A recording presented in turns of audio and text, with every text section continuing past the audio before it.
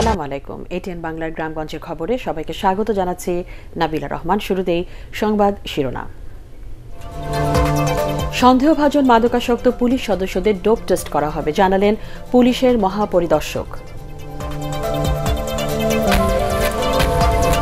হামলার প্রতিবাদে Rangpur medical college হাসপাতালে চিকিৎসকদের অনির্দিষ্টকালের কর্মবিরতি, দুর্ভোগে রোগীরা।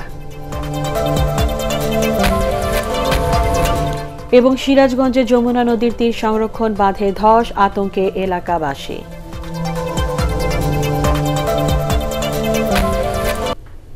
শুনছিলেন সংবাদ শিরোনাম।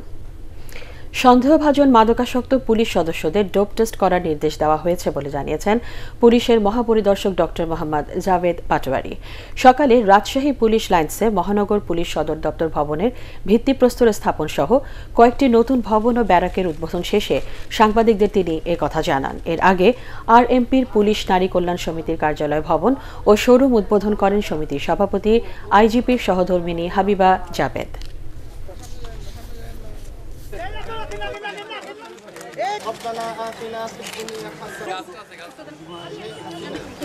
আমাদের সকল ইউনিটকে নির্দেশনা দেওয়া আছে, যে কোনো সময় র্যান্ডামলি তাদের যাদের উপরে সন্দেহ হচ্ছে তাদের চালচলনে, বিহেভিয়ারে অথবা কোনো না কোনোভাবে তাদের কাছে কোনো তথ্য থাকে যে এই ছেলেটা মাদকের সাথে আসক্ত বা অন্য কোনো কিছু, তার ডোপ টেস্ট যে কোনো সময় করতে পারবে তারা। জি, এটা ওপেন আছে এবং সেটা নির্দেশনা আমরা ইতিমধ্যে সকল ইউনিট প্রধানকে দিচ্ছি। পটুয়াখালীর বাউফলের তেঁতুলিয়া নদীতে জাটকা বিরোধী অভিযান পরিচালনাকালে ভ্রাম্যমাণ আদালতের নির্বাহী ম্যাজিস্ট্রেট ও উপজেলা নির্বাহী কর্মকর্তার ট্রলারে হামলা চালিয়েছে দুর্বৃত্তরা। এতে ইউএনও সহ 11 জন আহত হয়েছেন। তাদের মধ্যে 2 জনকে বাউফল উপজেলা স্বাস্থ্য কমপ্লেক্সে ভর্তি করা হয়েছে। পরিস্থিতি নিয়ন্ত্রণে পুলিশ ফাঁকা গুলি ছোড়ে। এ সময় নদী থেকে বিপুল পরিমাণ কারেন্ট জাল ও বাঁধা জাল জব্দ করে ভ্রাম্যমাণ আদালত। ঘটনার সঙ্গে জড়িতদের আইনের আওতায় নেওয়া হবে বলে জানিয়েছে পুলিশ। ঘন কুয়াশার কারণে 4 ঘণ্টা বন্ধ থাকার পর স্বাভাবিক হয়েছে পাটুরিয়া দৌলতদিয়া নৌরুটে ফেরি চলাচল। ভোর 4:30 থেকে সকাল 8:30 পর্যন্ত ফেরি চলাচল বন্ধ থাকায় মাঝ নদীতে আটকা পড়ে 6টি ফেরি। বিআইডব্লিউটিসির পাটুরিয়া ঘাট ব্যবস্থাপক সালাউদ্দিন রাসেল জানান, নৌরুট ঘন কুয়াশায় আচ্ছন্ন হয়ে পড়লে ফেরি চলাচল বন্ধ করে দেওয়া হয়। এ সময় পাটুরিয়া ঘাটে সৃষ্টি হয় যানজট। এতে দুর্ভোগে পড়েন গাড়ি চালক ও যাত্রীরা।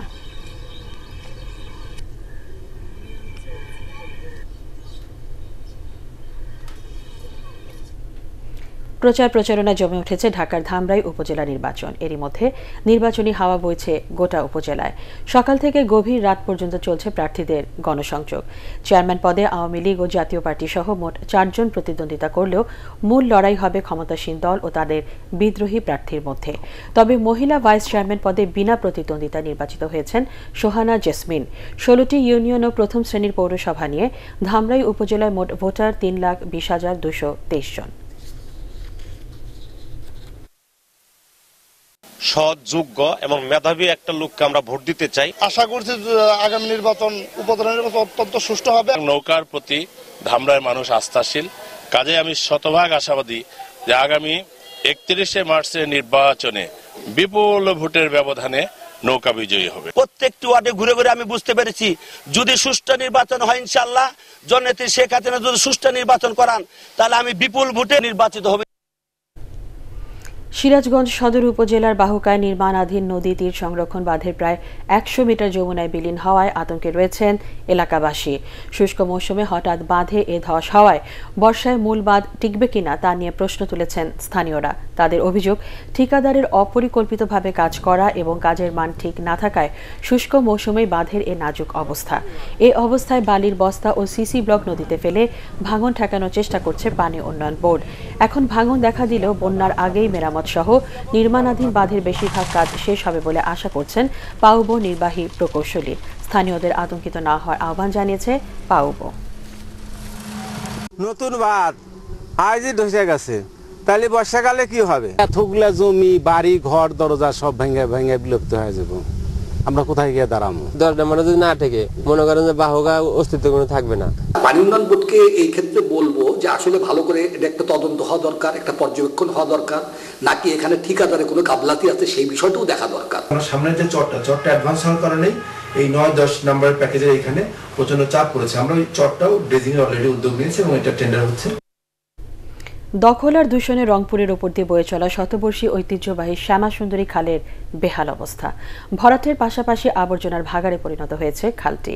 ময়লার স্তূপ, দুর্গন্ধযুক্ত নোংরা পানি আর খালের বিভিন্ন স্থানে সংযুক্ত রয়েছে সিটি কর্পোরেশনের সুয়ারেজ লাইন। স্থানীয়রা বলছেন, সিটি কর্পোরেশন কার্যকর ব্যবস্থা না নেয় বাসাবাড়ি ও দোকানের ময়লা ফেলা হয় এই খালে। এতে তীব্র গন্ধের পাশাপাশি সৃষ্টি হয়েছে অস্বাস্থ্যকর পরিবেশ। এ অবস্থায় রীতিমতো ক্ষুব্ধ বিশ্লেষকরা। তারা বলছেন, শ্যামাসুন্দরী খাল না বাঁচলে দূষিত হবে নগরীর পরিবেশ। আর এ বিষয়ে বিগত নগর পিতার উপর দায় চাপানোর চেষ্টা করেছেন রংপুর সিটি কর্পোরেশনের বর্তমান মেয়র মোস্তাফিজুর রহমান মোস্তফা। তার মেয়াদ 1 বছর শেষ হলেও খালটির সংস্কারে কোনো কাজ হয়নি। যান্ত্রিক ত্রুটির কারণে ব্রাহ্মণবাড়িয়ার আশুগঞ্জ সার কারখানায় উৎপাদন বন্ধ হয়ে গেছে।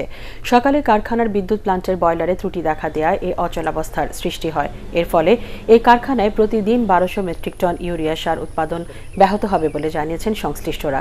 কারখানা বন্ধের পর স্থানীয় প্রকৌশলীরা মেরামত কাজ শুরু করেছেন। মেরামত শেষে উৎপাদনে যেতে 10 দিন সময় লাগতে পারে বলে জানিয়েছেন কারখানার ব্যবস্থাপনা পরিচালক হাবিবুর রহমান। তবে বর্তমানে কারখানায় 1 লাখ মেট্রিক টন ইউরিয়া মজুদ থাকায় সার সংকটের কোনো আশঙ্কা নেই বলে জানিয়েছে কর্তৃপক্ষ। উৎসবমুখর পরিবেশে অনুষ্ঠিত হলো চিটাগাং কাস্টমস সিএনএফ এজেন্টস অ্যাসোসিয়েশনের ত্রিবার্ষিক নির্বাচন। সকাল 9টা থেকে বিকেল 4টা পর্যন্ত চট্টগ্রাম লেডিস ক্লাবে ভোট গ্রহণ অনুষ্ঠিত হয়। নির্বাচনে 29টি পদের বিপরীতে 2টি প্যানেলে 58 জন প্রার্থী প্রতিদ্বন্দ্বিতা করেন। প্যানেল দুটি হচ্ছে আক্তার বাচ্চু ও জামান সবুজ প্যানেল। নির্বাচনে মোট ভোটার ছিল 2338 জন। ভোট গণনা শেষে রাতেই ফলাফল ঘোষণা করা হবে বলে জানিয়েছেন নির্বাচন কমিশনার মোহাম্মদ নুরুল ইসলাম।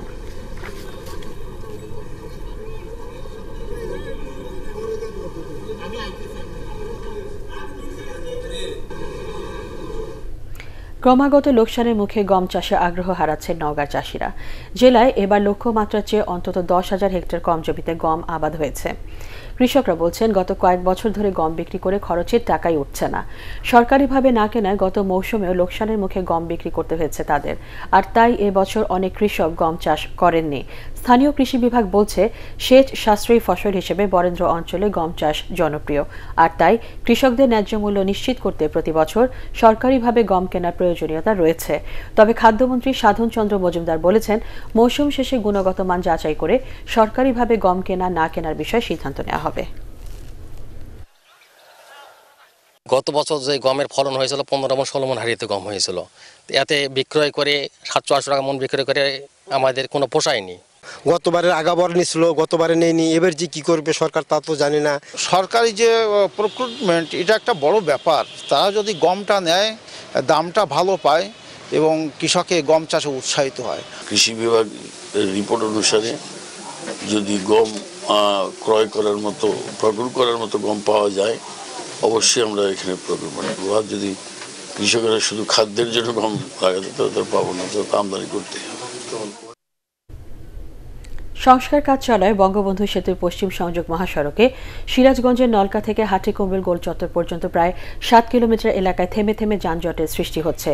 যানজটের কারণে আটকে থাকা যানবাহনের গন্তব্যে পৌঁছতে অতিরিক্ত সময় লাগার পাশাপাশি বিড়ম্বনায় পড়তে হচ্ছে যাত্রীদের। পুলিশ জানায়, ঢাকা উত্তরবঙ্গ মহাসড়কের সলঙ্গার পাঁচলিয়া এলাকায় মহাসড়কের 1 লেনে নতুন কার্পেটিংয়ের কাজ চলায় থেমে থেমে গাড়ি পারাপার করা হচ্ছে। দ্রুত মহাসড়কের সংস্কার কাজ শেষ হলে যান চলাচল পুরোপুরি স্বাভাবিক হবে বলে জানিয়েছেন সংশ্লিষ্টরা। সাভারের আশুলিয়ায় অভিযান চালিয়ে বিভিন্ন বাড়িতে অবৈধভাবে সংযোগ দেওয়া প্রায় 4000 পরিবারের গ্যাস সংযোগ বিচ্ছিন্ন করেছে তিতাস গ্যাস কর্তৃপক্ষ। সকালে আশুলিয়ার কবিরপুরের বিভিন্ন গ্রামে Savar Titas gas transmission and distribution company লিমিটেডের ব্যবস্থাপক প্রকৌশলী আবু সাদাত মোহাম্মদ সাইমের নেতৃত্বে এই অভিযান চালানো হয়। সংযোগ বিচ্ছিন্ন কাজে তিতাসের প্রায় 60 জন শ্রমিক অংশ নেন। এলাকাবাসী জানায়, প্রায় 1 বছর আগে কবিরপুরের বিভিন্ন এলাকায় টাকার বিনিময়ে অবৈধ গ্যাস সংযোগ দেয় এলাকার প্রভাবশালীরা। পর্যায়ক্রমে আশুলিয়ার সব অবৈধ গ্যাস সংযোগ বিচ্ছিন্ন করা হবে বলে জানিয়েছে তিতাস গ্যাস কর্তৃপক্ষ। হবিগঞ্জের বাহুবলে নির্বাহী কর্মকর্তা জসিম উদ্দিনের হাতে উপজেলা প্রকৌশলী লাঞ্ছিত হওয়ার প্রতিবাদে দেশের বিভিন্ন স্থানে মানববন্ধন কর্মসূচি পালন করেছেন এলজিইডির প্রকৌশলীরা। কুমিল্লায় প্রেস ক্লাবের সামনে এই কর্মসূচি পালন করা হয়। মানববন্ধনে প্রকৌশলীরা বলেন, গত 6 মার্চ হবিগঞ্জের বাহুবল উপজেলার ইউএনও ক্ষমতার অপব্যবহার করে অবৈধভাবে উপজেলা প্রকৌশলীকে তার নিজ কক্ষে হাতকড়া পরিয়ে সবার সামনে সম্মানহানি করেন। কুমিল্লা অঞ্চলের তত্ত্বাবধায়ক প্রকৌশলী মোখলেসুর রহমান, কুমিল্লা, চট্টগ্রাম, ব্রাহ্মণবাড়িয়া, সুনামগঞ্জ, চাঁদপুর, মুন্সিগঞ্জ ও কক্সবাজারে নির্বাহী প্রকৌশলীরা মানববন্ধনে অংশ নেন। নওগাঁয় মানববন্ধন কর্মসূচি পালন করেছেন জেলার এলজিইডির প্রকৌশলী কর্মকর্তা ও কর্মচারীরা। সকালে শহরের এলজিইডি ভবনের সামনে প্রধান সড়কে এই কর্মসূচি পালন করেন তারা। নির্বাহী প্রকৌশলী নাইমুদ্দিন মিয়া ও সিনিয়র সহকারী প্রকৌশলী তোফায়েল আহমেদ সহ জেলার 11টি উপজেলার প্রকৌশলী কর্মকর্তা ও কর্মচারীরা এতে অংশ নেন। হবিগঞ্জের বহুবল উপজেলা প্রকৌশলীকে লাঞ্ছিত করার প্রতিবাদে ঠাকুরগাঁয়ে মানববন্ধন করেছেন প্রকৌশলীরা। দুপুরে এলজিইডি কার্যালয়ের সামনে ঘণ্টাব্যাপী মানববন্ধন করা হয়। এতে বক্তারা এই ঘটনার বিচার বিভাগীয় তদন্ত করে দোষীদের আইনের আওতায় আনার দাবি জানান। এলজিইডি নির্বাহী প্রকৌশলী কান্তেশ্বর বর্মন সহ অন্যান্যরা এ সময় বক্তব্য রাখেন। জামালপুরে প্রাথমিক শিক্ষকদের 11তম গ্রেড দেওয়ার দাবিতে মানববন্ধন কর্মসূচি পালিত হয়েছে। দুপুরে শহরের পিটিআই ট্রেনিং ইনস্টিটিউটের প্রশিক্ষণরত শিক্ষকদের আয়োজনে মানববন্ধনে কয়েকজন শিক্ষক বক্তব্য রাখেন। বক্তারা প্রধান শিক্ষকের পরে আর কোনো সহকারী প্রধান শিক্ষকের পদ না রেখে তাদেরকে সরাসরি 11তম গ্রেড প্রদানের দাবি জানান।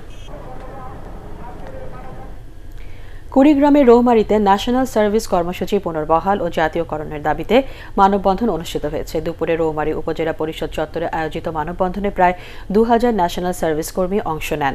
ন্যাশনাল সার্ভিসের উপজেলা আহ্বায়ক আব্দুল হামিদ, যুগ্ম আহ্বায়ক হারুনুর রশিদ মোল্লা ও নবনির্বাচিত উপজেলা মহিলা ভাইস চেয়ারম্যান মাহমুদা আক্তার স্মৃতি এ সময় বক্তব্য রাখেন। পরে রৌমারী উপজেলা নির্বাহী কর্মকর্তার মাধ্যমে প্রধানমন্ত্রী বরাবরে স্মারকলিপি দেওয়া হয়।